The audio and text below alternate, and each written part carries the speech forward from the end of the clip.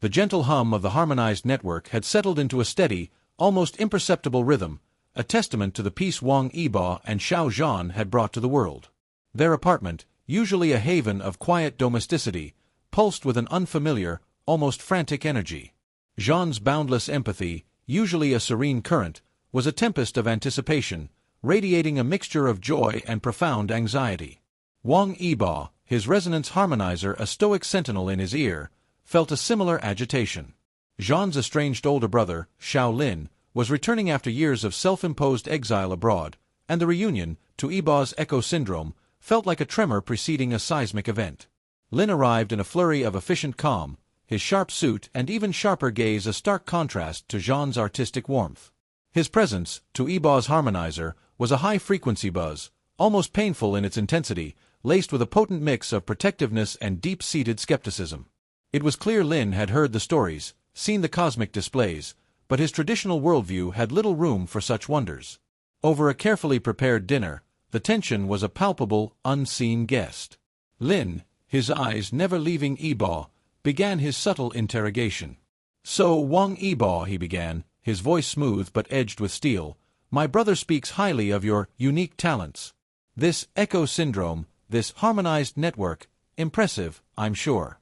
But my brother, Zhan, has always been vulnerable. He needs stability. He needs a life that is, perhaps, a little less cosmic." Yibo felt the words as a physical impact, each syllable amplifying his deepest fear, that he wasn't enough, that his unconventional power made him a risk to Zhan. His harmonizer screamed with 1,000 discordant notes of self-doubt. He looked at Zhan, whose empathy was a frantic shield, trying to deflect Lin's subtle jabs. Then, the first mind-blowing scene erupted, a direct manifestation of Lin's profound skepticism and Yibo's subconscious fear. The air around Lin didn't just grow cold, it solidified, twisting into a shimmering, almost opaque wall of ancestral expectation, composed of countless ethereal, translucent faces. These faces, Zhan and Lin's ancestors, were not smiling. Their eyes, though ancient and faded, radiated judgment, a silent, disapproving chorus of tradition and conformity. Yibo's echo syndrome picked up their collective, resonant sigh of disapproval, a chilling hum that threatened to sever his courage. This wasn't just Lin's opinion, it was the weight of generations, made visible, a mind-blowing, tangible barrier between Yibo and Zhan's family. Zhan gasped, feeling the immense weight of his family's past, and saw the shimmering, judgmental faces. He reached for Yibo's hand, his empathy a frantic shield against the onslaught. Yibo, however, stood firm.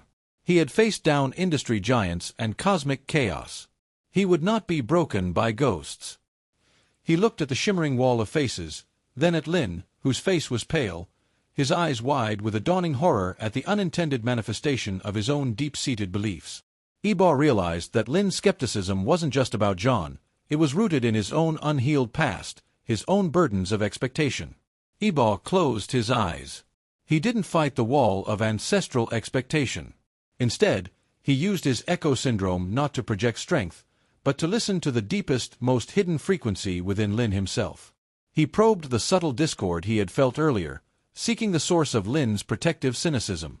What he found was not malice, but a profound, almost crushing burden of his own. The second mind-blowing scene was a powerful, empathic revelation.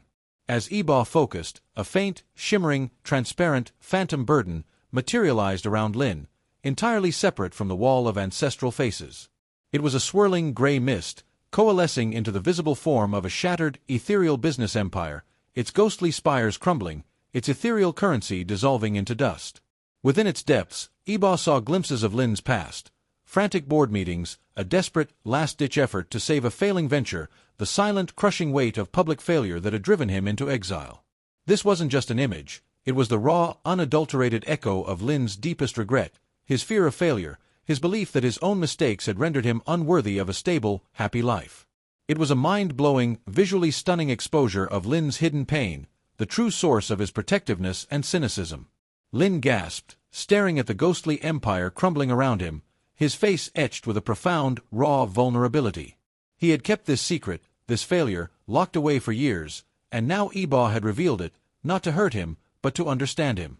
Zhan, seeing the phantom burden, felt a wave of profound sorrow and understanding.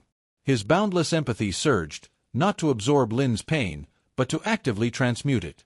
He reached out to the swirling gray mist, and as his touch connected, the crumbling business empire didn't just disappear. It was gently, lovingly rewoven.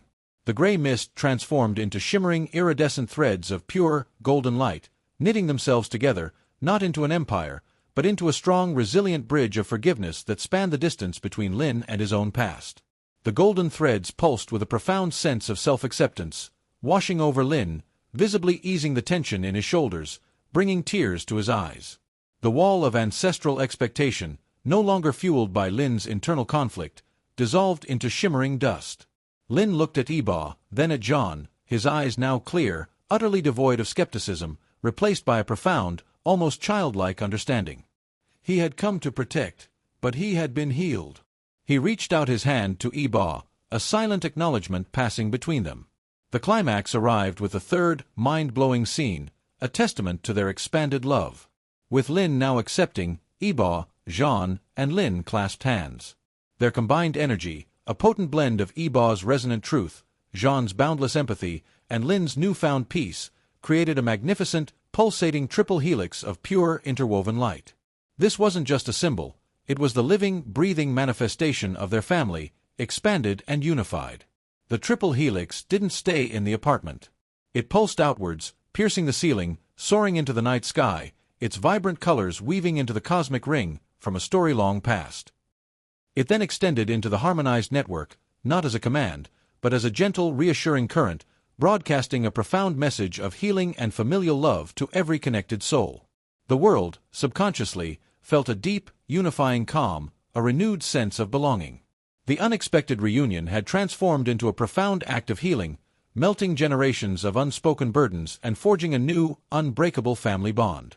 Wang Yibo's protective instinct had not just defended Xiao Zhan, it had healed his brother, proving that true love, when coupled with understanding, could overcome any barrier, even the deep-seated burdens of the past. The triple helix pulsed in the heavens, a beautiful, permanent symbol of a family united, their love now an eternal anchor for their expanded universe. The triple helix of light, a testament to a family united, pulsed silently in the heavens, a permanent fixture in a universe now more harmonious than ever. Xiao Lin, his own burdens transmuted, looked at his brother and Wang Yibo with a new, profound understanding. His sharp edges had softened, replaced by a quiet awe for the power of their love. The three of them had settled into a new, comfortable rhythm, their days filled with the quiet joys of a family finally whole. Their powers, once used for grand, cosmic spectacles, had receded, becoming a gentle, subtle current that shaped their everyday reality. But the world they had left behind was not so easily forgotten. The harmonized network, still humming with the afterglow of their cosmic acts, was a constant, subtle intrusion. It began to create phantom echoes of their past, not malicious, but seductive, trying to pull them back into the chaotic, glamorous life of fame. These echoes were not just memories, they were living, breathing temptations, offering a life of continued adoration and cosmic power. Yibo's echo syndrome, which he had learned to tune for peace, now picked up on these faint, siren calls, and he felt a familiar, uneasy pull. The first mind-blowing scene began in the quiet of their apartment.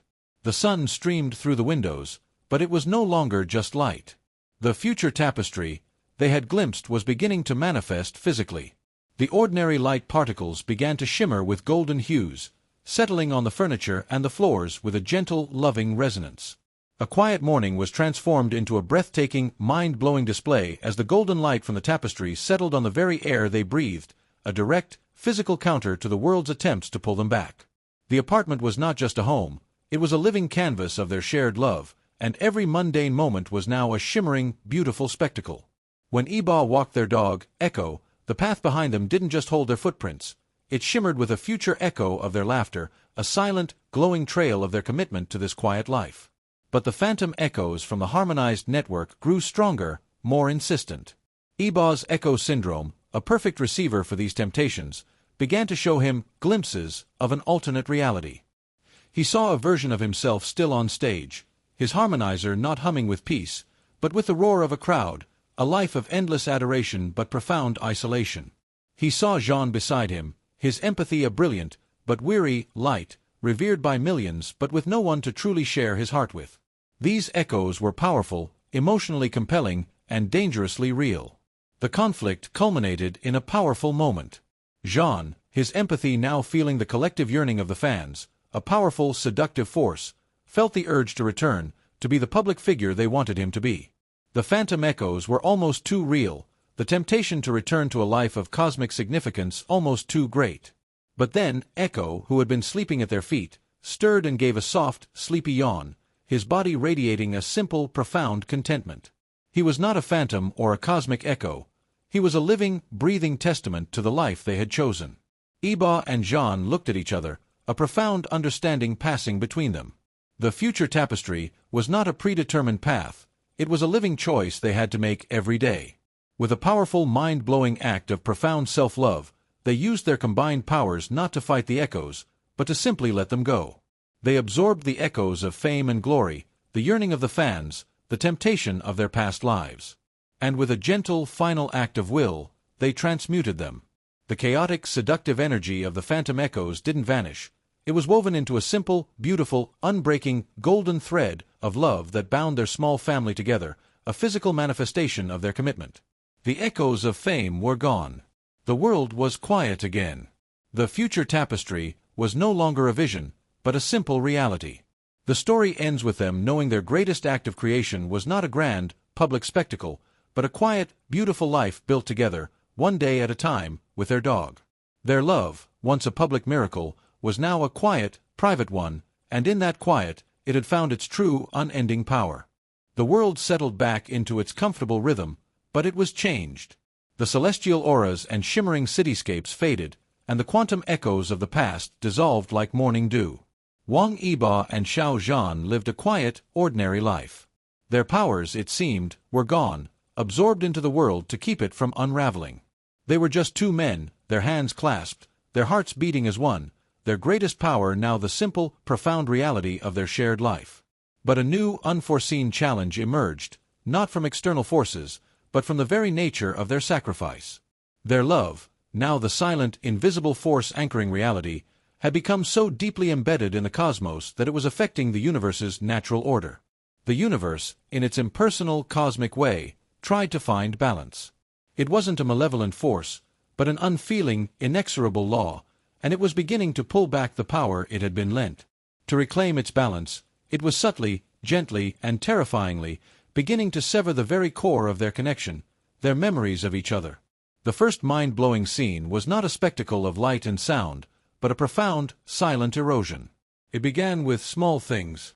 One morning, Zhan reached for the memory of a shared laugh, a moment on a rooftop where Yibo had stumbled over a word. He found only a faint, emotional echo, a ghost of a feeling without a clear image. He tried to recall the specific way Yibo's face had looked in that moment, and the memory was a hazy, indistinct blur. Later, Yibo tried to recall the first time he had seen Zhan's famous radiant smile, and the image in his mind was blurry, its light gone. A cold dread, a more profound fear than any chaos they had ever faced, settled over them. The universe, in its quest for balance, was erasing their shared history.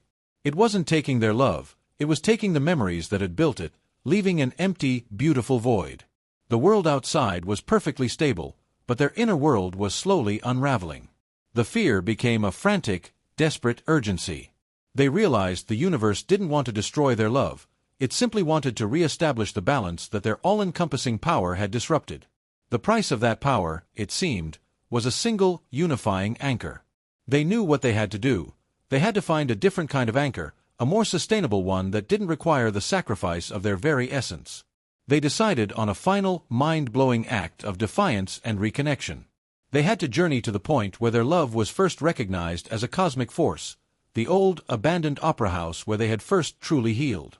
This journey was a mental one, a trip back through their own fading memories, a frantic race against time. The second mind-blowing scene was a poignant, bittersweet descent into their own minds. They stood on a quiet, sun-drenched hill, their eyes closed, their hands clasped. With every ounce of their remaining will, they projected themselves back through time.